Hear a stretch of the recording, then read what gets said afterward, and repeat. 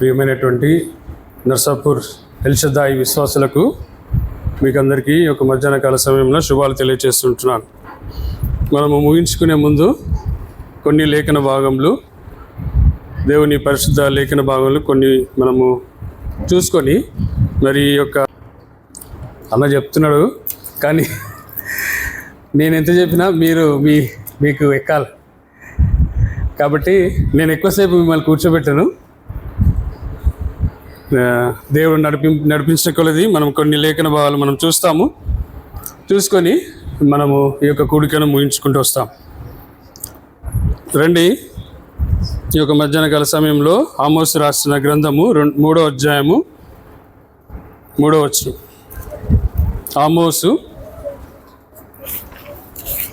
ఆమోసు రాసిన గ్రంథము 3వ అధ్యాయం 3వ వచనం మనకందరికీ తెలిసిన భాగమే.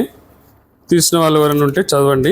ఆమోసు, సమ్మతింపకుండా ఇద్దరు కూడి నడుతురా, ఎర దొరకక సింహము అడవిలో గర్జించునా, ఏమీ పట్టుకొనకుండానే కొదమ సింహము గుహలో నుండి బొబ్బపెట్టునా.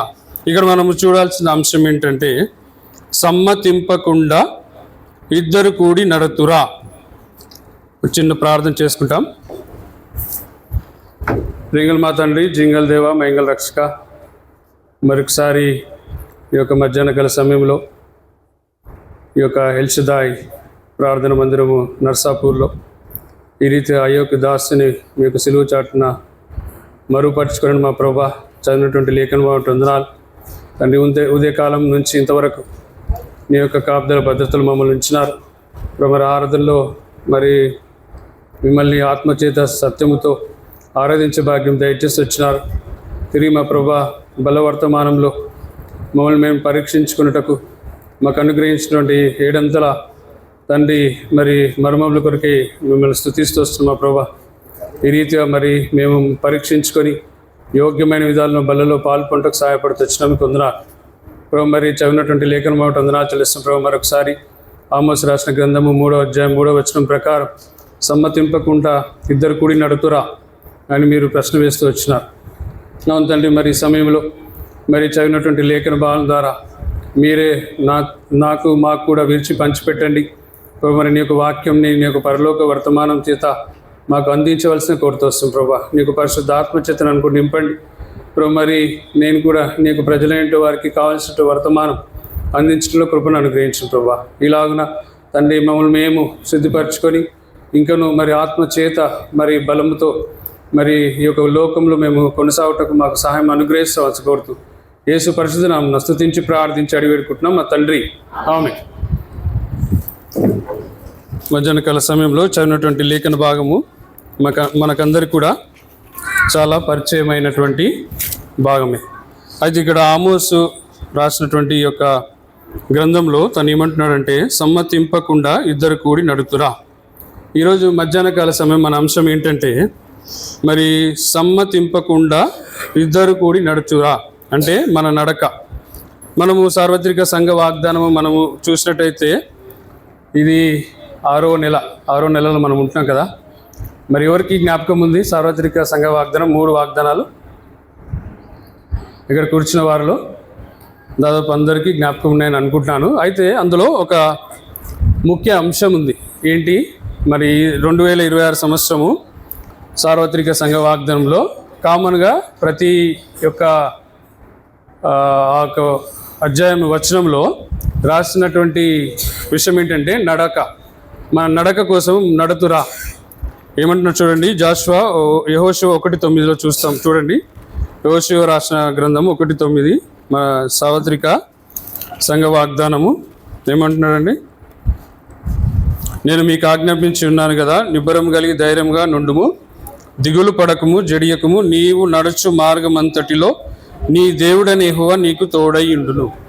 నీవు నడుచు మార్గము అంటే మన మార్గములు, విశ్వాసులుగా మరి మన మార్గములు, మరి మనము ఎట్లా కలిసి మరి దేవునితో మనం నడవాలంటే దేవుడు ఏమంటున్నాడండి? నేను పరిశుద్ధులను గనుక మీరును పరిశుద్ధులై ఉండండి. మరి దేవుడు మరి చెప్పే ఈ యొక్క ఒక వచనం ప్రకారము మరి దేవుడు ఏమై ఉన్నాడండి? పరిశుద్ధుడై ఉన్నాడు. కాబట్టి మనం కూడా దేవునితో నడవాలంటే మరి పరిశుద్ధమైన మరి జీవితం మనం కలిగి ఉండాలి. కాబట్టి మరి పరిశుద్ధమైన జీవితము కలిగి ఉండడం మనతో సాధ్యమా అంటే అది కాదు. కాబట్టి మరి ప్రతిరోజు మనం ఈరోజు ప్రతి ఆదివారము మనం దేవుని సన్నిధిలో వస్తున్నాం. ప్రతి ఆదివారం ఉదయకాల సమయం మనం ఆరాధన చేస్తున్నాం. మధ్యాహ్నంలో మరి బల్లవర్తమానంలో మనం పరీక్షించుకుంటున్నాం. తిరిగి మనల్ని మనము పరీక్షించుకొని లోకంలో మనం కొనసాగుతూ ఉంటున్నాం. లోకంలో మనం కొనసాగేటప్పుడు మరి మన యొక్క నడక, మన యొక్క పడక, మన యొక్క చూపు, మన యొక్క మరి ఆలోచన, మన యొక్క మరి ప్రతి విధమైనటువంటి ఈ యొక్క పరిస్థితి ఏ రీతిగా ఉందని మనల్ని మనం పరీక్షించుకుంటాం. మనము మరి యొక్క పరిశుద్ధ గ్రంథమైన లేఖన భాగంలో బైబిల్లో మనం చూస్తే మొట్టమొదటిగా మనకందరూ కూడా తెలుసు ఎవరండి? దేవునితో కూడా నడిచిన వారు ఎవరండి? హనోకు కదా. ఆదికాండము 15వ అధ్యాయము, ఆదికాండము 5వ అధ్యాయము 21, 22 ప్రకారం మనం చూడండి. హనోకు 60 ఏండ్లు బ్రతికి మెతూషెలను కన్నెను. హనోకు మెతూషెలకు కన్న తర్వాత 300 ఏండ్లు దేవునితో నడుచుచు కుమారులను కుమార్తెలను కనెను. హనోకు దినములనియు 365 ఏండ్లు. హనోకు దేవునితో నడిచిన తర్వాత దేవుడు అతన్ని తీసుకొని పోయిన గనుక అతడు లేకపోయాడు. ఇక్కడ ఏమైందండి? మొట్టమొదటిగా దేవునితో నడిచిన వ్యక్తి బైబిల్లో హనోకు. తర్వాత మరి ఈ యొక్క హనోకు మరి ఏ రీతిగా తను మరి నడుస్తూ వచ్చినాడో మనం బైబిల్లో చూస్తూ వస్తాం. ఈ యొక్క హనోకు మరి 65 ఏండ్లు ఉన్నప్పుడు దేవునితో కూడా మరి నడుస్తూ వచ్చినాడు. తన కుమారులను కుమార్తెలను కన్న తర్వాత హనోకు దినములన్నీ 300 ఏండ్లు మరి 365 ఏండ్లు. తాను 65 ఏండ్లు ఉన్నప్పుడు తను మరి 300 ఏండ్లు దేవునితో నడుస్తూ వచ్చినాడు. అనగా మరి ఈ యొక్క ఆత్మీయంగా దీని అర్థము సత్యం మనం తెలుసుకుంటే 65 ఏండ్ల తర్వాత మరి దేవుణ్ణి తెలుసుకున్నట్టుగా మనం చూస్తూ వస్తాం. తర్వాత తను మరి 300 ఏండ్లు దేవునితో నడుస్తూ వచ్చినాడు. హనోకు దినములన్నీ 365 ఏండ్లు, అనగా 65 ఏండ్లు తన యొక్క గత జీవితము, 300 ఏండ్లు తను దేవునితో నడిచిన జీవితం. కాబట్టి హనోకు దేవునితో నడిచిన తర్వాత దేవుడు అతన్ని తీసుకొని పోయిన కనుక అతడు లేకపోయింది. హనోకు లేడు. హనోకు తర్వాత మరి మనం చూస్తూ వస్తాము. తర్వాత దేవుని ప్రజలు వస్తూ వచ్చినారు. తర్వాత ఇదే అధ్యాయంలో ఇంకో వ్యక్తి కూడా దేవునితో కూడా నడుస్తూ వచ్చినారు. ఎవరు చెప్పగలుగుతారా? చూడండి, చెప్తారా? ఆదికాండము 6వ అధ్యాయం 9వ వచనం ప్రకారము నోవాహు వంశావళి ఇదే. నోవాహు నీతిమంతుడును తన తరములలో నిందారహితుడునై ఉండెను. నోవాహు దేవునితో కూడా నడిచినవాడు. నోవాహు కూడా దేవునితో కూడా నడుస్తూ వచ్చినాడు. అనగా మరి బైబిల్ ఈ యొక్క పరిశుద్ధ గ్రంథం లేఖన భాగం ఆదిలో మొట్టమొదటిగా హనోకు నడిచినాడు, తర్వాత నోవాహు కూడా నడిచినాడు. అయితే ఇప్పుడు అంశం ఏంటంటే, ఇప్పుడు ఈ యొక్క భూలోకంలో దేవుడు మనల్ని కొనసాగింపజేస్తుంటున్నాడు. మనము దేవుని సన్నిధికి వచ్చినాము, ఆరాధించినాము, బలలో యోగ్యంగా పాలు పొందినాము. అయితే ఇప్పుడు విశ్వాసులముగా మొట్టమొదటిగా రక్షింపబడి దేవునికి స్తుతి అర్పించినాం. తర్వాత మనం భూలోకంలో జీవించినన్ని రోజులు ఈ యొక్క గత వారం అంతా మనం మందిరం నుంచి బయటికి వెళ్తే అనేకమైనటువంటి శోధనలు, అనేకమైనటువంటి మరి మనం చేస్తూ ఉంటాం. కాబట్టి మరి దేవుని సన్నిధిలో బల్లల్లో యోగ్యంగా పాలు పొందక మునుపు మనల్ని మనం పరీక్షించుకుంటాం. దేవుని వర్తమానం ద్వారా సరిచేసుకుంటాం, తిరిగి బలలో పాల్గొంటాం. తిరిగి ఇప్పుడు మనము ఈ యొక్క 3వ బల వర్తమానం ద్వారా మనం ఏంటంటే, మనము ఇక్కడ నుంచి బయటికి వెళ్ళినాక మందిరం నుంచి మరి మన నడక, మనము మన యొక్క తలంపులు, మన యొక్క ప్రవర్తన ఏ రీతిగా ఉంటుంది, ఏ రీతిగా ఉండాలని దేవుడు కోరుతున్నాడని మనం చూస్తూ వస్తుంటున్నాం. కాబట్టి ఈ యొక్క బైబిల్ గ్రంథంలో మనం చూసినాం ఇంతవరకు హనోకు నడిచినాడు, అదే రీతిగా నోవాహు నడిచినాడు. అదే రీతిగా మరి వీళ్ళిద్దరు నడిచినట్టు మనం కూడా నడవాలంటే మనకు ఏముండాలి చూద్దాం రండి. ఇదే నిర్గమకాండము 16వ అధ్యాయం 4వ వచనం ప్రకారం రండి చూడండి. నిర్గమ మనం ఏం కలిగి ఉండాలి? విశ్వాసులుగా ఆనోకు నోవాహు నడిచినారు. మరి విశ్వాసులుగా మనము దేవునితో కూడా నడవాలంటే మనం ఏం కలిగి ఉండాలి? 4వ అధ్యాయం 16వ అధ్యాయం 4వ వచనం చూడండి. యెహోవా మోషేను చూచి, ఇదిగో ఆకాశం నుండి మీ కొరకు ఆహారం కురిపించదను, వారు నా ధర్మశాస్త్రం అనుసరించి నడుతురో లేదో అని నేను వారిని పరీక్షించినట్లు ఈ ప్రజలు వెళ్ళి ఈనాటి బతిమాలాడి కూర్చుకొనవలెను. ఇక్కడ ఏమంటున్నాడండి? 16వ అధ్యాయం 4వ వచనం ప్రకారం ధర్మశాస్త్రం అనుసరించి నడుతురో లేదో అని నేను వారిని పరీక్షిస్తాను. దేవుడు మరి ఇంతవరకు మనం బలలో యోగ్యంగా పాలు పొందినాము. అయితే తిరిగి మనము వెళ్ళిపోయినాక మన యొక్క విశ్వాస జీవితం, మన యొక్క దైనందిన జీవితంలో మనము ఏ రీతిగా ఉండాలి, మనం ధర్మశాస్త్రం అనుసరించి నడుస్తామా లేదా అని దేవుడు మనల్ని పరీక్షించేవాడుగా ఉంటున్నాడు. కాబట్టి ఈ యొక్క మధ్యాహ్నకాల సమయంలో మొట్టమొదటిగా దేవునితో కూడా నడవాలంటే మనము ధర్మశాస్త్రం అనుసరించి నడుచుకున్నప్పుడు దేవునితో కూడా దేవునికి ఆమోదయోగ్యమైన వారిగా మనం ఉంటాము. దేవునితో కూడా నడిచేవారిగా మనం ఉంటాం. రెండోదిగా మనం చూస్తాం రండి. కీర్తనలు రాసిన గ్రంథము 119వ అధ్యాయము 1వ వచనం. కీర్తనలు రాసిన గ్రంథము 119 1వ వచనం. యెహోవా ధర్మశాస్త్రం అనుసరించి నిర్దోషముగా నడుచుకునే వారు ధన్యులు. రెండోది ఏమంటారండి? యెహోవా ధర్మశాస్త్రమును అనుసరించి. మొట్టమొదటి ఇక్కడ ఏం చెప్పాడు? 5వ అధ్యాయం నిర్గమకాండం 16:4 ప్రకారము ఏమండి? ధర్మశాస్త్రం అనుసరించి నడవాలి. ఇక్కడ నిర్దోషంగా దేవునితో మనము నడవాలంటే మరి యెహోవా 119:1వ వచనం ప్రకారము యెహోవా ధర్మశాస్త్రం అనుసరించి నిర్దోషము నడుచుకునే వారు ధన్యులు.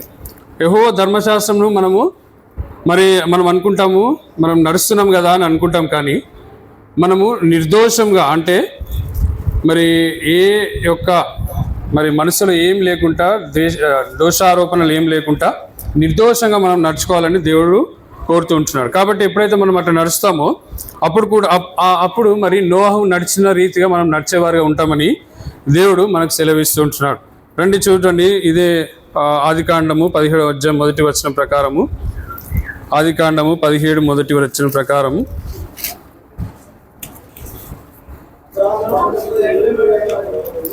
ఒకరండి. అబ్రహాము యెహోవా అతనికి ప్రత్యక్షమై, నేను సర్వశక్తి గల దేవుడను, నా సన్నిధిలో నడుచుచు నిందారహితుడవై ఉండుము. ఇక్కడ ఏమంటున్నాడంటే నిందారహితుడవై ఉండాలి. మొట్టమొదటి ఆయన ధర్మశాస్త్రంను మనం అనుసరించాలి. తర్వాత నిర్దోషంగా మనం ఉండాలి. తర్వాత నిందారహితుడవై ఉన్నప్పుడు మాత్రమే మనము దేవునితో కూడా నడిచేవారిగా ఉంటామని దేవుడు మనకు సెలవిస్తూ ఉంటున్నాడు. అయితే ఇక్కడ మనము ఈ యొక్క మధ్యాహ్నకాల సమయంలో మనం పరీక్షించుకునే విషయం ఏంటంటే, చూడండి, ఈ యొక్క పరిశుద్ధ గ్రంథమైన లేఖన భాగంలో ఏ విషయాలందు మనము కలిగి ఉంటే దేవునితో మనము నడుచుకునే వారంగా ఉంటాం. దేవునితో కూడా మనము ఏ విషయాలు మనం కలిగి ఉండాలి? మన యొక్క విశ్వాస జీవితంలో మనము దేవునితో కూడా మనం నడవాలనగా అంటే మన యొక్క పితరులు ఎవరు? ఆనోకు, నోవాహు, అబ్రహాము, ఇంకా మన పితరులైనటువంటి వారు అనేకులు కూడా దేవునితో పాటు నడుస్తూ వచ్చినారు. అయితే వారిలాగా విశ్వాసులంగా మనం కూడా నడవాలంటే కొన్ని షరతులు దేవుడు మన ముందు ఉంచుతుంటున్నాడు. చూద్దాం ఆ షరతులు ఏంటి. మొట్టమొదటిగా చూడండి, రోమిలికి రాసిన పత్రిక 4వ అధ్యాయం 12వ వచనం. రోమిలికి రాసిన పత్రిక 4వ అధ్యాయం 12వ వచనం చూడండి. మరియు సున్నతి గల వారికి తండ్రి అగుటకు అనగా సున్నతి మాత్రం పొందినవారు గాక మన తండ్రి అయిన అబ్రహాము సున్నతి పొందక మునుపు అతని కలిగిన విశ్వాసం యొక్క అడుగు జాడలను బట్టి కొనిన వారికి తండ్రి ఒకటకు అతడు ఆ గుర్తు పొందను. మనకు ఏమంటారండి, మనము అబ్రహాంని ఏమంటాం? మనము విశ్వాసులకు తండ్రి. విశ్వాసులకు తండ్రి అని గుర్తు ఎట్లా వచ్చిందండి? ఆయన విశ్వాసం గలవాడే ముందుకు కొనసాగినాడు కాబట్టి మరి అతనికి విశ్వాసులకు తండ్రి అని గుర్తు వచ్చింది. ఆయన అడుగుజాడల్లో నడుచుకొనిన వారికి తండ్రి ఒకటకు అతడు ఆ గుర్తు పొందను. ఇప్పుడు ఏంటి, మనకు మొట్టమొదటి కండిషన్ ఏంటి? మనము దేవునితో కూడా నడవాలంటే విశ్వాసములో మనము కొనసాగాలి. విశ్వాసులమని మనం చెప్పుకుంటాం, కానీ మనలో విశ్వాసత ఉండదు. ఎట్లుండదండి? కొంచెము మనం అనుకున్న ప్రకారం కొంచెం మనం వెళ్ళట్లేమంటే ఇంకా మనకు అవిశ్వాసం స్టార్ట్ అయిపోతుంది. కరెక్టా కదా? యథార్థంగా చెప్పండి.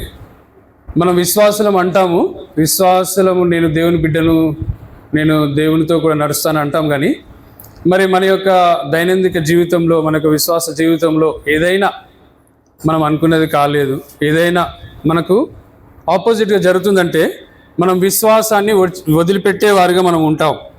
కాబట్టి మరి ఇక్కడ చెప్పే విషయం ఏంటంటే, రండి హెబ్రీయులకు రాసిన పత్రిక 11వ అధ్యాయంలో మనం చూస్తాం. మనకు విశ్వాసుల వీరులు మనకందరికి తెలిసిన భాగమే. హెబ్రీయులు 11వ అధ్యాయంలో 1వ వచనం చూడండి. విశ్వాసం అన్నది నిరీక్షింపబడు వాటి యొక్క నిజ స్వరూపమును అదృశ్యమైనవి ఉన్నవనటకు రుజువై ఉన్నది. విశ్వాసం అనేది మనకు కనిపేదండి. ఈ విశ్వాసం అనేది ఏంటి? అదృశ్యమైనవని ఉన్నవంటకు రుజువై ఉన్నది. మనకు ఈ యొక్క విశ్వాసం, దేవుని యందు విశ్వాసం మనం ఉంచాలి. మనం దేవుని యందు విశ్వాసం ఎలా ఉంచాలి? మన యొక్క పితరుడు అబ్రహాము చేసినట్టు తను ఎట్లయితే విశ్వాసం ఉంచినాడు. ఏమని? రండి ఆదికాండం 12వ అధ్యాయంలో చూస్తాం కదా. ఏమని చెప్తాడంటే అక్కడ 1, 2, 3, 4 చదవండి ఎవరన్నా. యెహోవా నీవు లేచి నీ దేశం నుండి, నీ బంధువుల యొద్ద నుండి, నీ తండ్రి ఇంటి నుండి బయలుదేరి నేను నీకు చూపించు దేశంకు వెళ్ళుము. నిన్ను గొప్ప జనంగా చేసి నిన్ను ఆశీర్వదించి నీ నామం గొప్ప చేయుదును. నీవు ఆశీర్వాదంగా నుందువు. నిన్ను ఆశీర్వదించే వారిని ఆశీర్వదించను, నిన్ను దూషించే వారిని శపించదును. భూమి యొక్క సమస్త వంశములు నీ యందు ఆశీర్వింపబడునని అబ్రహాంతో అనగా యెహోవా అతనితో చెప్పిన ప్రకారం అబ్రహాము వెళ్ళెను. ఇదే పరిస్థితిలో ఒకవేళ నేను ఉన్నట్టయితే దేవుని బిడ్డగా మనం ఉంటాము, విశ్వాసాలుగా మనం ఉంటాం. కానీ ఎప్పుడైతే దేవుడు నీవు లేచి నీ దేశమును, నీ బంధువులను, నీ తండ్రి ఇంటిని బయలుదేరి నువ్వు వెళ్ళు అమ్మా అయ్యా అని ఒకవేళ నీకు దేవుడు చెప్తే మనం వెళ్తామా? మనం ఎన్నో ప్రశ్నలు వేస్తాం. అయ్యా నువ్వు చెప్తున్నావు బాగానే ఉంది యేసయ్యా, కానీ మరి అక్కడ పలానా దగ్గర పోతే మరి నన్ను చూసుకునేటోళ్ళు ఎవరు? మా అమ్మని ఎవరు చూసుకుంటారు? మా నాయనను ఎవరు చూసుకుంటారు? మరి అక్కడ పోతే మాకు ఇల్లు ఎట్లా? అక్కడ పోతే మరి మా పిల్లల చదువులు ఎట్లా? ఇవన్నీ కూడా మనకు ప్రశ్న వస్తూ ఉంటుంది. కాబట్టి మరి విశ్వాసులకు మాదిరి అయినటువంటి అబ్రహాము జీవితమే మనకొక ఆధారం, మనకొక ఎగ్జాంపుల్.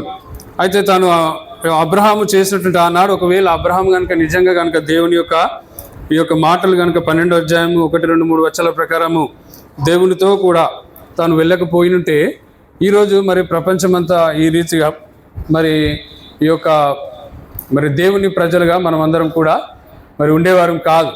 కాబట్టి మరి ఇప్పుడు మనం చూసినట్టయితే మధ్య ఆసియా అక్కడంతా కూడా అబ్రహాం సంతానమే, మన యొక్క ప్రపంచం అంతా కూడా అబ్రహాం సంతానమే. కాబట్టి మరి ఈ యొక్క అబ్రహాంని ఎట్లా దీవించాడంటే ఇశ్రాయేలు ప్రజలను మరి ఇక్కడ ఏమంటున్నాడు అంటే, ఇక్కడ చూడండి, నిన్ను దూషించు వారిని శపించదను, భూమి యొక్క సమస్త వంశములు నీ యందు ఆశీర్వదింపబడునని అబ్రహాముతో అనగా. ఇప్పటి కూడా మరి ఆ యొక్క అబ్రహాము వంశస్థులు, అబ్రహాము యొక్క మరి ఇశ్రాయేలు ప్రజలు కూడా దేవుని చేత దీవింపబడినవారు, ఆశీర్వదింపబడిన వారు అని బైబిల్ గ్రంథం తెలియజేస్తూ ఉంటుంది. ఆ రోజు మరి నిజంగా అబ్రహాం కనుక ఆ విశ్వాసము దేవుని ఎడల చూపించకపోతే, తాను దేవుని ఎడల విశ్వాసం కనపరచకపోతే మరి ఈ రీతిగా మరి ప్రపంచం అంతా కూడా వర్ధిల్లేది కాదు. కాబట్టి మొట్టమొదటిగా అబ్రహామే మనకు మాదిరి, అబ్రహామే మనకు విశ్వాసులకు తండ్రిగా తాను పేరు పొందుతూ వచ్చినాడు. కాబట్టి మరి అబ్రహాము జీవితము మరి దేవునితో కూడా నీవు నేను కలిసి నడవాలంటే మొట్టమొదటిగా మనం చేయాల్సింది ఏంటంటే దేవుని పైన ఏం చేయాలండి? విశ్వాసము ఉంచాలి. ఈరోజు మరి ఎంతమంది మనం విశ్వాసం ఉంచుతున్నాం దేవుణ్ణి? ఎంతమంది మరి దేవుని సేవకులు చెప్పినట్టు కానీ, లేకపోతే ఇంట్లో మరి దేవుని యొక్క లేఖన భాగములు చెప్పినట్టు కానీ మరి ఎంతమంది మనం విశ్వాసంలో ముందుకు కొనసాగుతున్నామో అది మనల్ని మనం పరీక్షించుకుంటాం. రండి, మరి దేవునితో కూడా మరి నడవాలంటే మనం ఏం కలిగి ఉండాలని మనం చూస్తూ వస్తుంటున్నాం. మొట్టమొదటి మనం చూస్తాం ఏంటంటే విశ్వాసం చూసినాం. రెండోది రండి, ఇదే బైబిల్ గ్రంథం నుంచి 2వ యోహాను రాసిన పత్రిక 4వ అధ్యాయంలో రాస్తూ ఉన్నారు చూడండి. యోహాను రాసిన 2వ పత్రిక 4వ అధ్యాయంలో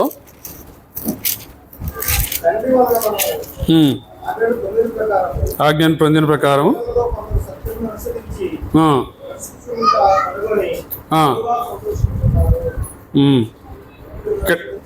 నడుచుచుండుట కనుగొని బహుగా సంతోషించుచున్నాను. ఇక్కడ ఏమంటున్నాడండి? సత్యమును అనుసరించి. కింద ఫుట్ నోట్లు ఏమని రాసిందండి? సత్యములో అనగా మరి నీవు నేను మరి ఎంతవరకు సత్యమును అనుసరించి నడుచుకుంటున్నాం? మనం ఎంతవరకు సత్యములో ఉన్నాం? మరి ఎంతవరకు ఈ యొక్క మన యొక్క జీవితము మరి సత్య ప్రవర్తనగా మరి నడుచుకుంటూ ఉంటున్నాం? ఒకసారి మనం పరీక్షించుకుంటాం.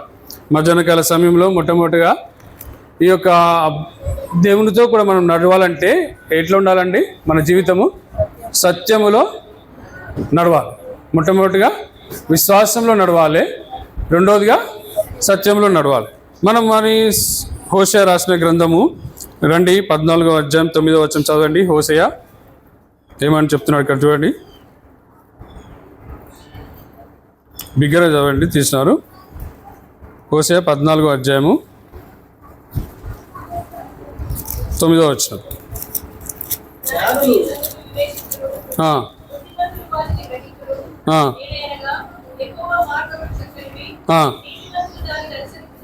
నీతిమంతులు దాన్ని అనుసరించి నడుచుకుందరు కానీ తిరుగుబాటు చేయవారు దానికి అది అడ్డం కనుక వారు త్రొట్టిల్లుదురు. ఇక్కడ ఏమంటున్నారంటే జ్ఞానులు ఈ సంగతులు వివేచింతురు, బుద్ధిమంతులు వాటిని గ్రహింతురు. ఏలైనగా యెహోవా మార్గములు చక్కనివి.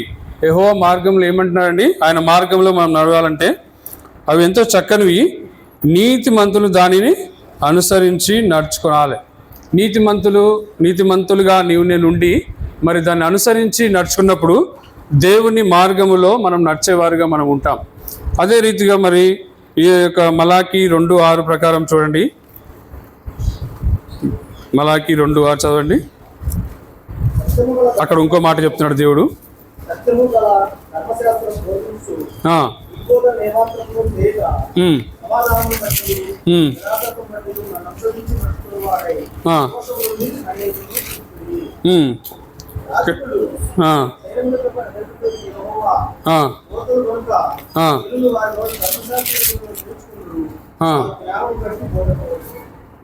ఓకే, ఇక్కడ ఏమని చెప్తున్నాడండి? స్టార్టింగ్ చదవండి. సత్యము గల ధర్మశాస్త్రము బోధించుచు దుర్బోధన ఏమాత్రము చేయక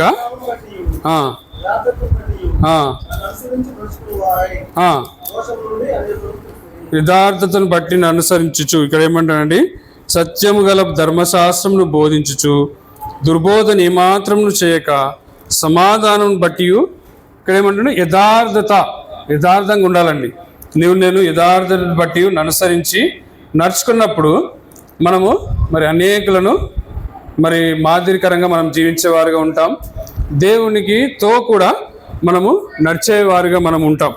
కాబట్టి మరి ఈ యొక్క మలాకి 2:6 ప్రకారము, అదే రీతిగా మరి హోషేయ 14:9 ప్రకారం మనం ఎప్పుడైతే జీవిస్తామో అప్పుడు మనం సత్యమును అనుసరించి నడుచుకునేవారుగా మనం ఉంటూ వస్తాం. రండి, ఈ గలతీయుల రాసిన పత్రిక 2వ అధ్యాయం 14వ వచనం చూడండి. Galatians chapter 2:4. గలతీయుల రాసిన పత్రిక 2వ అధ్యాయం 14వ వచనం చదవండి.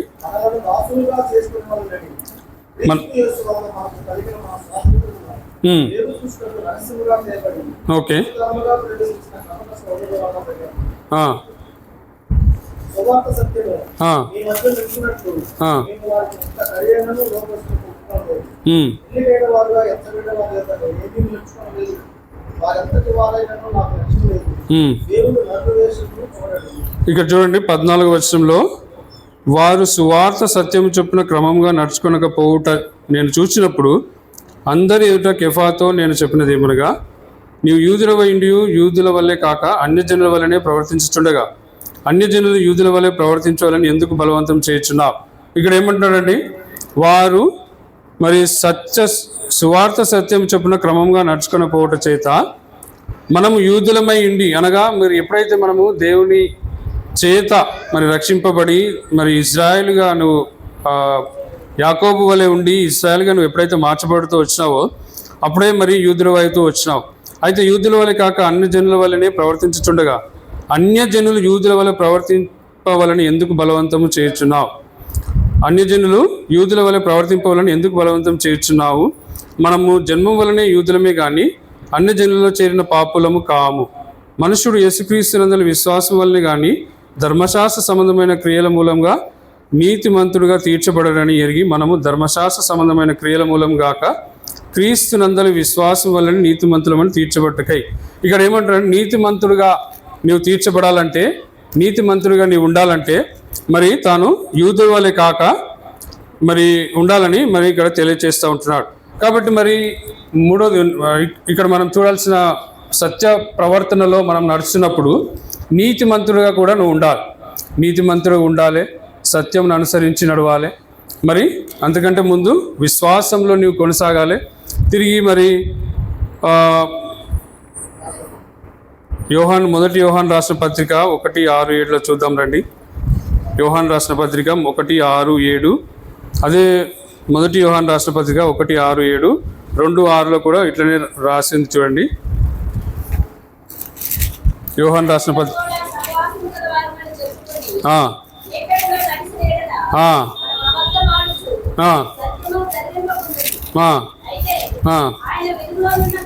ఆయన వెలుగులో ఉన్న ప్రకారము మనము కూడా వెలుగులో నడిచిన ప్రకారం మనం అన్యుల సహవాసం గలవారమే ఉందుము. అప్పుడు ఆయన కుమారుడైన యేసు రక్తము చాలమ్మా. అప్పుడు ఇక్కడ ఏమంటాడని, ఆయన అయితే వెలుగులో ఉన్న ప్రకారం మనమును వెలుగులో నడిచిన ఎడలా అనగా మరి దేవుడు వెలుగులో ఉన్న ప్రకారము మనం కూడా మరి వెలుగులో నడవాలి. ఆ వెలుగులో మనం నడవాలి. అప్పుడు మనం నడిచిన ఎడల మనం అన్యోన్య సహవాసం గలవారమై ఉందుము. అప్పుడు ఆయన కుమారుడైన యేసు రక్తం ప్రతి పాపం నుండి మనల్ని పవిత్రులుగా చేయును. మనము పాపం లేని వారము చెప్పుకునే ఎడల మనలను మనమే మోసపుచ్చుకుందాము, మరియు మనలో సత్యం ఉండదు. ఇక్కడ మనము ఏమంటున్నాడండి, యేసుక్రీస్తు ప్రభువు వారు ఈ యొక్క వచనాల ద్వారా మనకు చెప్పేది ఏంటంటే, మనము అన్యోన్య సహవాసం గలవారమై ఉండాలి. అయితే ఆయన వెలుగులో, ఇక్కడ అంశం ఏంటంటే ఆయన వెలుగులో మనం నడవాలి. మొట్టమొదటిగా ఆయన వెలుగులో మనం నడిస్తే మనం దేవునితో కూడా నడిచేవారుగా మనం ఉంటాం. కాబట్టి మూడో అంశం ఏంటంటే ఆయన వెలుగులో మనము నడిచేవారుగా ఉండాలి. మొట్టమొదటిగా విశ్వాసంలో నడుస్తాము, రెండవదిగా ఆయన సత్యములో నడిచేవారుగా మనం ఉండాలి, మూడవదిగా ఆయన వెలుగులో నడిచేవారుగా మనం ఉండాలి. మొదటి యోహాను 1:7 మనం చదువుతూ వచ్చినాం కదా, ఆయన వెలుగులో మనం నడిచేవారుగా ఉండాలి. తిరిగి మరి ఇక్కడ ఏమంటున్నాడండి, 2:9-10 చూడండి. మొదటి యోహాను 2:9-10 చదవండి. మొదటి యోహాను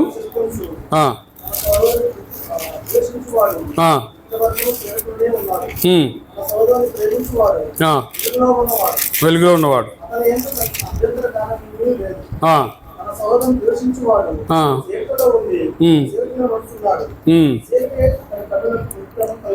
ఇక్కడ ఏమంటారండి, ఆయన సహోదరులను మనము ద్వేషించేవారుగా ఉంటాం, విశ్వాసులుగా మనం ఉంటాం, కానీ మనల్ని మనము మరి సహోదరులను మనం ద్వేషించేవారుగా ఉంటాం. మన సహోదరు అంటే మనకు పడదు.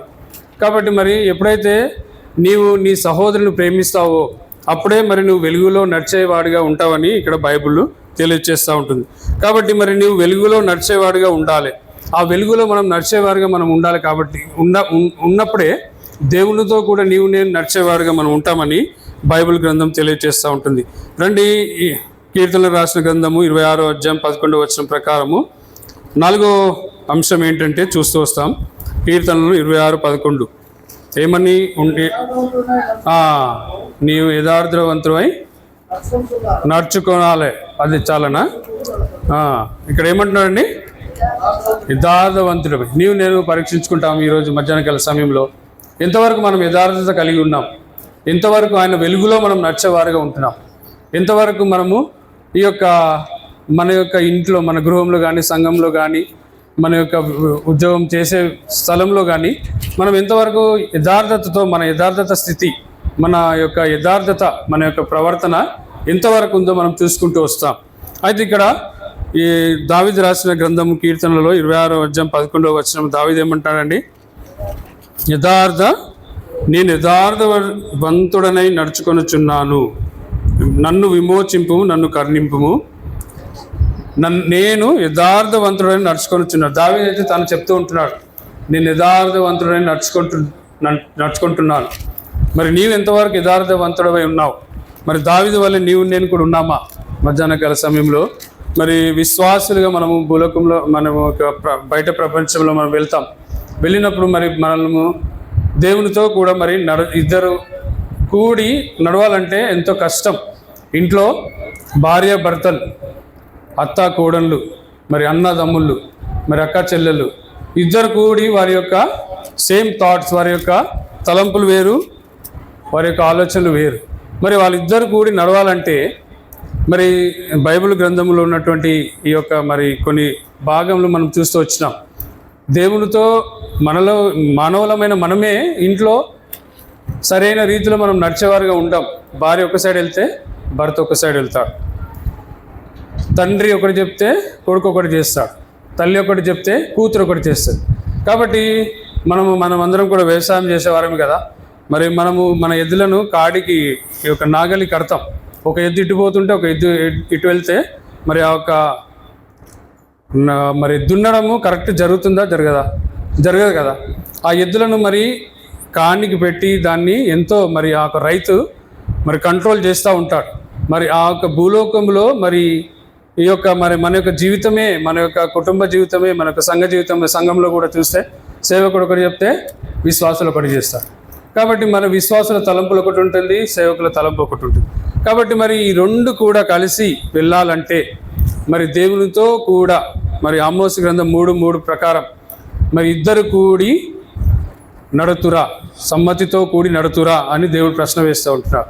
కాబట్టి మరి ఈరోజు మరి నేను మరి దేవునితో కూడా నడవాలంటే మనకు విశ్వాస జీవితం ఎలా ఉండాలో మనం చూస్తూ వస్తుంటున్నాం. 4వదిగా మనం చూసినాం ఏంటంటే యథార్థ ప్రవర్తన కలిగి మనం ఉండాలి. ఎక్కడ ఉన్నప్పటికీ, మనం ఏడున్నప్పటికీ, నీవు నీ యొక్క స్కూల్లో ఉండు, నీ యొక్క ఉద్యోగ స్థలంలో ఉండు, నీ యొక్క వ్యవసాయ బావి దగ్గర ఉండు, నీ యొక్క సంఘంలో ఉండు, ఎక్కడ ఉన్నా సరే నువ్వు యథార్థంగా ఉండు. అప్పుడు దేవుడు నిన్ను మరి మెచ్చుకునేవాడుగా ఉంటాడు, దేవునితో కూడా నిన్ను నడిపించుకునేవాడుగా ఉంటాడు. కాబట్టి మరి కీర్తనలు 26:11 వచనం ప్రకారం దావీదైతే తను చెప్తూ వచ్చినాడు, ఏమంటున్నాడు? నేను యథార్థతతో నడుచుకొనుతూ ఉన్నాను. అట్లనే మరి యెషయా గ్రంథం 38:3లో చూడండి. యెషయా గ్రంథం 38:3లో ఇంకో వ్యక్తి కూడా అంటున్నాడు. 38:3 యెషయా, యెహోవా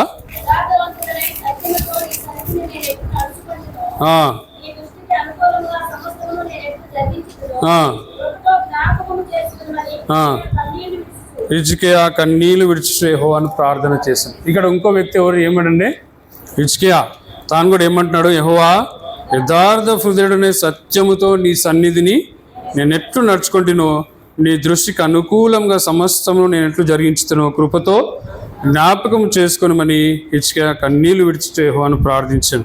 ఈ అంశం మనకు తెలుసు. ఇక్కడ ఉన్న సందర్భం, అప్పుడు యెహోవాకు యెషయాకు ప్రత్యక్షం ఇలాగ సెలవిచ్చాను, నీవు తిరిగి హిజ్కియా యొద్దకు పోయి అతనితో ఇట్లనము, నీ పితరుడైన దావీదునకు దేవుడైన యెహోవానికి సెలవిచ్చినదేమనగా, నీవు కన్నీళ్లు విడుచుట చూచి తిని నీ ప్రార్థన నేను అంగీకరించి ఉన్నాను. ఎప్పుడైతే హిజ్కియా యథార్థమైన ప్రార్థన చేస్తూ వచ్చినాడు, యథార్థమైన ప్రార్థన తను చేసినప్పుడు దేవుడు ఎట్లాంటి జవాబు ఇచ్చినాడు? నీవు కన్నీళ్లు విడుచుటది నేను చూచి తిని నీ ప్రార్థన నేను అంగీకరించి ఉంటున్నాడు.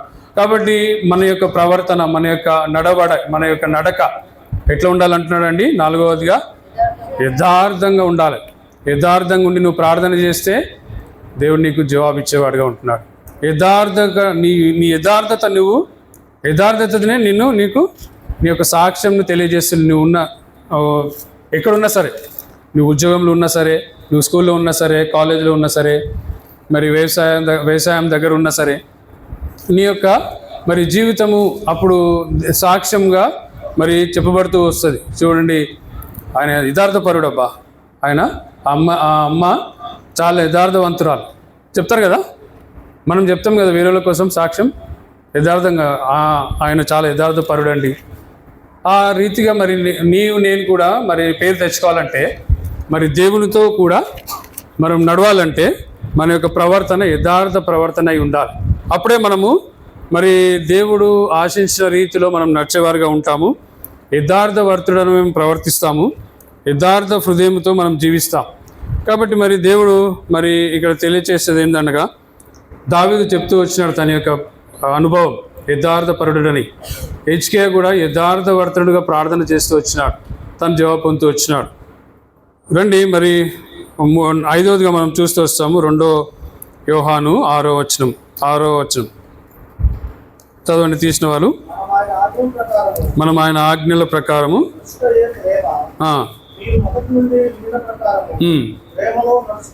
ప్రేమలో నడుచుకో. ఇక్కడ అంశం ఏంటండి? ఆయన ప్రేమలో మనం నడుచుకోవాలి. ఇప్పుడు ఇక్కడ సందర్భం, ఇప్పుడు అంశం ఏంటి? ప్రేమ. మరి విశ్వాసురాలుగా మరి నువ్వు ఎంతవరకు ప్రేమిస్తున్నావు? నీ ఇరుగు పొరుగు వారిని ప్రేమిస్తున్నావా? నీ యొక్క బంధుమిత్రులను ప్రేమిస్తున్నావా? నీ యొక్క సంఘస్థులను ప్రేమిస్తున్నావా? నీ యొక్క సేవకులను ప్రేమిస్తున్నావా? నీ యొక్క సహపాఠి విశ్వాసులను ప్రేమిస్తున్నావా? ఎంతవరకు నువ్వు ప్రేమిస్తున్నావు? ఇంతవరకు ముందే మనం చూసి వచ్చినాం కదా ఆరాధన వర్తమానంలో ప్రేమ కొరకై. మరి మన యొక్క ప్రేమ ఈ యొక్క మొదటి యోహాన్ రాసిన పత్రికలో మనం చూసినట్టయితే 2వ అధ్యాయంలో ప్రేమ కోసం తను వివరిస్తూ వస్తాడు. ఇక్కడ మొదటి యోహాను 4వ అధ్యాయం 7వ వచనం నుంచి 17వ వచనం వరకు, ప్రియులారా మనం ఒకరినొకరు ప్రేమింతము, ఏలైనగా ప్రేమ దేవుని మూలంగా కలుగుచున్నది. ప్రేమించు ప్రతివాడును దేవుని మూలంగా పుట్టినవాడి దేవుని ఎరుగును. దేవుడు ప్రేమ స్వరూపి, ప్రేమ లేనివాడు దేవుని ఎరుగడు. ఇక్కడ ఇవన్నీ వచనాలు రాస్తూ వచ్చినాడు. ప్రేమ స్వరూపి అనగా మూల భాషలో దేవుడు ప్రేమ అయి ఉన్నాడు. నీవు దేవుని ప్రేమ కనపరచాలి ఇతరుల కంటే మొట్టమొదటిగా నీవేం కలిగి ఉండాలమ్మా? అయ్యా, మొట్టమొదటిగా మనము ప్రేమించేవారుగా ఉండాలి. మనము ఇతరులను ద్వేషించేవారుగా మనం ఉంటే మనం దేవుని ప్రేమ ఎక్కడ చూపిస్తాం? మరి దేవుడు ఏమై ఉన్నాడండి? ఇక్కడ ప్రేమ స్వరూపి అయి ఉన్నాడు 8వ వచనం ప్రకారం. కాబట్టి దేవుడు ప్రేమ స్వరూపి అయి ఉన్నాడు కనుక నువ్వు దేవుడిలాగా దేవునితో కూడా నడవాలంటే నువ్వు ఇతరులను ప్రేమించేవారుగా ఉండాలి. విశ్వాసి అంటున్నావు, మరి నేను ఏలీం కాలం నుంచి మరి బక్సింగ్ కాలం నుంచి నేను ఉన్నాను అంటున్నావు. 30 ఏళ్ళ నుంచి నేను విశ్వాసం అంటున్నావు. మరి నువ్వు ఎంతవరకు ప్రేమ చూపెడుతున్నావు? నువ్వు ఎంతవరకు నీ ఇరుగు పొరుగు వారిలో ప్రేమ చూపెడుతున్నావు? మన ప్రేమ ఎట్లుంటుంది? పక్కన వాళ్ళు వస్తారనుకోండి, వచ్చినప్పుడు ఇంటికి వచ్చినప్పుడు చాలా పుల్లవతీయ మంచి మాట్లాడతాం, కరెక్టా కదా? ఆమె పోగానే వాళ్ళ కోసం మరి ఆయా విషయాలు మనం చెప్తూ ఉంటాం.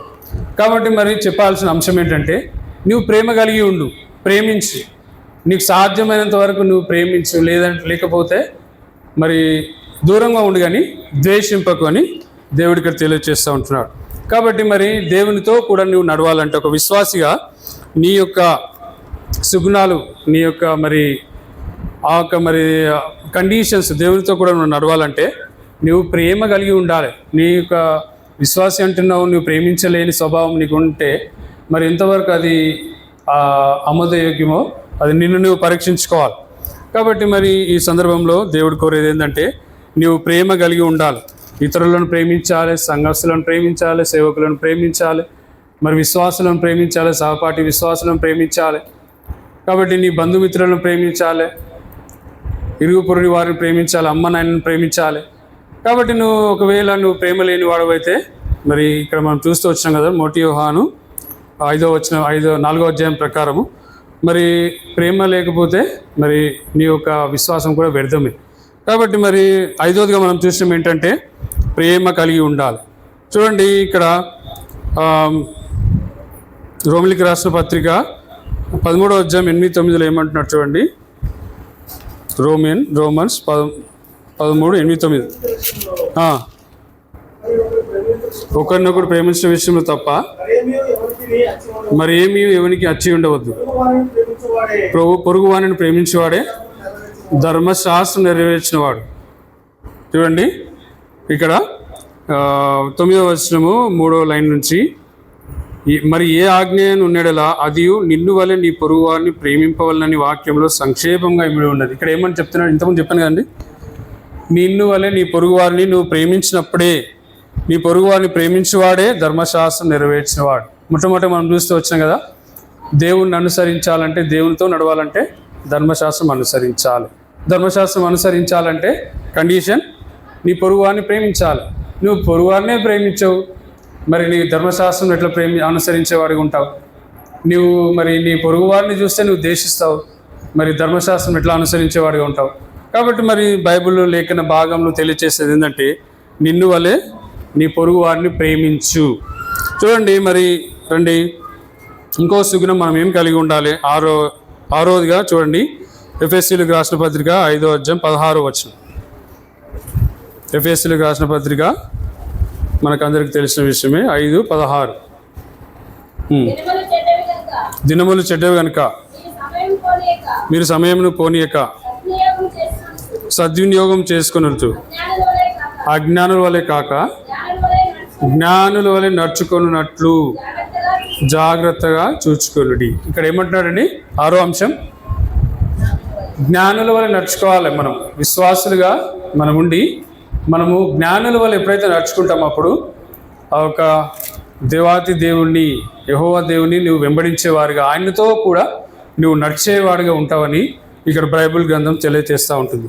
నువ్వు ఎప్పుడైతే అజ్ఞానుల వలె కాక, ఇక్కడ ఎంతో స్పష్టంగా చెప్తున్నాడండి, అజ్ఞానంతో ఉండకు, నువ్వు జ్ఞానుల వలె నడుచుకొను, జాగ్రత్తగా చూచుకొనుడి. ఇందు నిమిత్తము మీరు అవివేకులు కాక ప్రభు యొక్క చిత్తం ఏమిటో గ్రహించుకొనుడి. ఇక్కడ ఏమంటున్నాడు? జ్ఞానముతో ప్రభు యొక్క చిత్తాన్ని గ్రహించుకొని మనం నడుస్తూ ఉండాలి. సర్వసాధారణంగా విశ్వాసులుగా చెప్పే నేను కూడా, మనం అంటాం పైకి దేవుని చిత్తం అని అంటాం, కానీ మనం ఏం చేస్తామండి? పాటించాం. దేవుని చిత్తం ఇక్కడ ఏమంటున్నాడు? 17-18 వచనంలో, దేవుని చిత్తం ఏదో గ్రహించుకొనుడి, ప్రభు యొక్క చిత్తం ఏంటో చిత్తములో గ్రహించుకొనుడి. అప్పుడు మనం ఏం చేస్తామండి? జ్ఞానుల వలె నడుచుకునేవారుగా ఉంటాం.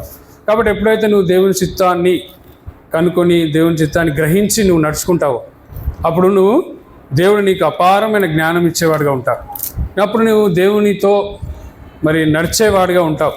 దేవుడు ఆశించిన రీతిలో దేవునితో మరి నువ్వు సమ్మతి కలిగి నడిచేవాడిగా నువ్వు ఉంటావని మరి ఇక్కడ తెలియపరుస్తూ ఉంటున్నాడు. ఎఫెసీయులకు రాసిన పత్రిక 5వ అధ్యాయము 16వ వచనం ప్రకారం. రండి, మరి సమయం లేదు, ఇంకా 5 నిమిషాలే ఉంది కాబట్టి మరి త్వరగా మనం చూసుకుంటాం. చివరిగా మనం ఏమి కలిగి ఉండాలో మనం చూస్తూ వస్తాం. ఇర్మియా గ్రంథము 6వ అధ్యాయం 16వ వచనం. రండి, ఇర్మియా 6:16. యెహోవా ఇలాగ సెలవిచ్చున్నాడు, మార్గంలో నిలిచి చూడుడి, పురాతన మార్గంలను గురించి విచారించుడి, మేలు కలుగు మార్గం ఏది అని అడిగి అందులో నడుచుకున్నాడు. ఇక్కడ ఏమంటున్నాడండి? మేలు కలుగు మార్గం ఏదో చూసి అడిగి అందులో నడుచుకున్నాడు. ఏమని అడగాలి మనం దేవుని? దేవా, నీకు మేలు కలిగేది, మాకు మేలు కలిగేది మాకు చెయ్యి, మాకు నష్టాన్ని కాదు ప్రభా, నాకు ఏదైతే నీకు ఉపయోగకరమో, ఏదైతే కుటుంబానికి మేలు, ఏదైతే సంఘానికి మేలు, ఏదైతే మరి నేను చేసే ఉద్యోగంలో మేలు జరుగుతుందో అదే చేయి దేవా అని దేవుని మనం ప్రార్థించేవారుగా ఉండాలి. అప్పుడు నీకేమంటుందండి? నీకు నెమ్మది కలుగుతుంది. అయితే వారు మేము అందులో నడుచుకోనమని చెప్తారు. ఇక్కడ ఏమంటున్నాడండి? అప్పుడు మీకు నెమ్మది కలుగుతుంది. ఎప్పుడు కలుగుతుందండి? మేలు కలిగినది నీవు కోరితే, మేలు కలిగినది నువ్వు ఆశిస్తే. మనది ఎట్లుంటుంది? మన విశ్వాస జీవితం, విశ్వాసులం అంటాం, కానీ ఇతరులకు మనం ఎప్పుడు కీడే ఎంచుతాం. దేవుడు చెప్పేది ఇక్కడ ఏంటంటే, ఇతరులకు, నీ పొరుగు వారికి కానీ నీ కుటుంబస్తులకు కానీ ఎవరు కూడా కీడెంచకు, మేలునే కోరుమని దేవుడు ఇక్కడ కోరుతూ ఉంటున్నాడు. నువ్వు ఎప్పుడైతే నువ్వు కోరుతావో, ఎప్పుడైతే నువ్వు ఆ యొక్క మేలు కలిగే మార్గం ఏదని నువ్వు అడుగుతావో దేవుణ్ణి, అప్పుడు దేవునికి ఏమిస్తాడండి? నెమ్మదిని. మనశ్శాంతిని, శాంతిని, సమాధానంని నీ గృహంలో కానీ, నీ సంఘంలో కానీ, నువ్వు చేసే పని వద్ద కానీ నీకు దేవుడు ఇచ్చేవాడుగా ఉంటున్నాడు. నువ్వు చదువుకునే స్థలంలో కానీ నీకు నెమ్మది ఇచ్చేవాడుగా ఉంటున్నాడు. సంఘంలో పరిస్థితులు ఉన్నట్టే నువ్వు మరి మనం ఏం చేయాలి? ప్రార్థన చేయాలి. దేవా నీకు మేలుకరమైనది జరిగించి ప్రభువా. అప్పుడు మరి నువ్వు సంఘం కొరకు ఏదైతే మేలు నుంచి నువ్వు ప్రార్థన చేస్తావో అప్పుడు నీకు దేవుడు నెమ్మది కలుగజేస్తాడు. అప్పుడు నీకు దేవుడు ఏం చేస్తాడండి? సమాధానం అనుగ్రహిస్తాడు. కాబట్టి మరి ఈ యొక్క 7 అంతల అంశాలు మొట్టమొదటి ఏంటి? మనం దేవునితో కూడా నడిచి ఉండాలంటే విశ్వాసం మనం కలిగి ఉండాలి. మన విశ్వాసకు ఎవరండి? మన విశ్వాసకర్త అబ్రహాం నడిచిన జీవితం, అబ్రహాము ఏ రీతిగా అయితే నడుస్తూ వచ్చినాడో ఆ రీతిగా మరి నేను కూడా నడవాలని దేవుడు కోరుతూ ఉంటున్నాడు. రెండోదిగా మనం ఏం కలిగి ఉండాలి? సత్యం కలిగి ఉండాలి. ఎప్పుడైతే మరి నువ్వు సత్యమును కలిగి ఉండాలి, ఎప్పుడు ఏడున్నా సరే నువ్వు సత్య ప్రవర్తన కలిగి జీవించాలి. అసత్యము కలిగి ఉండకూడదు. మూడోదిగా ఏంటండి? ఆయన వెలుగులో మనం నడవాలి. ఎప్పుడైతే ఆయన వెలుగులో నువ్వు నడుస్తావో మరి దేవునితో కూడా నువ్వు నడిచేవాడుగా ఉంటావు. నాలుగవది ఏంటి? యథార్థవంతుడవై ఉండాలి. యథార్థవంతుడవై ఇద్దరు మరి ప్రార్థిస్తూ వచ్చినారు. మొట్టమొదటి ఎవరండి? దావీదు చెప్తూ వచ్చినాడు, నేను యథార్థవంతుడై ఉన్నాను. తర్వాత హిజ్కియా చెప్తూ వచ్చినాడు, తాను కూడా యథార్థపరుడుగా మరి యథార్థతతో ప్రార్థన చేసినాడు. నువ్వు ఎప్పుడైతే యథార్థతగా నీ హృదయంలో కానీ నువ్వు ఉన్నట్టయితే నువ్వు యథార్థంగా జీవిస్తూ వస్తావు. కాబట్టి మరి అదే రీతిగా మరి 5వది ఏమంటున్నాడండి? ప్రేమ కలిగి జీవించమంటున్నాడు. నువ్వు ప్రేమించాలి. దేవుడు ప్రేమస్వరూపి కనుక ప్రేమలో నీవు కూడా ఉండాలి. నీ యొక్క ప్రేమను ఇతరులు కనపరచాలి. మరి మన యొక్క ప్రేమ ఎట్లుంటుందండి? అప్పుడు మట్టుకే ఉంటుంది. అప్పుడు మట్టుకే, ఇప్పుడు మందిరంలో ఉన్నంత మట్టుకే మనం ప్రేమ, ఒకరితో ఒక ప్రేమతో మాట్లాడతాం. బయటికి పోయినాక, ఇంటికి పోయినాక మన నిజ స్వరూపాలు మనకు కనిపిస్తావు. కాబట్టి మరి అట్లా ఉండొద్దు అని దేవుడు తెలియజేస్తూ ఉంటున్నాడు.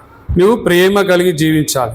తర్వాత జ్ఞానం వలె ప్రవర్తించాలి. అజ్ఞానం వలె కాక జ్ఞానుల వలె ప్రవర్తించాలి. తర్వాత ఏమంటున్నాడండి? మేలు కలిగి ప్రవర్తించాలి. అయితే బైబిల్లో ఒక వ్యక్తి ఉన్నాడు, మనం చూసుకోనికి సమయం లేదు కానీ మరి ఇవన్నీ అంశాలు ఆ వ్యక్తిలో ఇమిడి ఉన్నాయి. ఎవరైనా చెప్పగలరా? నేను ఇప్పుడు వివరించలేను, కాకపోతే మీ పేరు చెప్తే నేను ముగించేస్తాను. చివరి ప్రార్థన మనం చేసుకుంటాం. అయితే బైబిల్లో ఒక వ్యక్తి ఆదికాండంలోనే ఉన్నాడు. మీకు ఇంకొక క్లూ కూడా ఇస్తాను.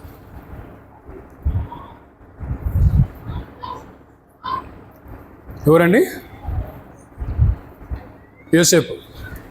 యోసేపు తను ఈ ప్రవర్తనలన్నీ కలిగి ఉన్నాడు. తను ఇతరులకు మేలు చేస్తూ వచ్చినాడు. తను జ్ఞానంగా ప్రవర్తిస్తూ వచ్చినాడు. తను ఏం చేసినాడండి?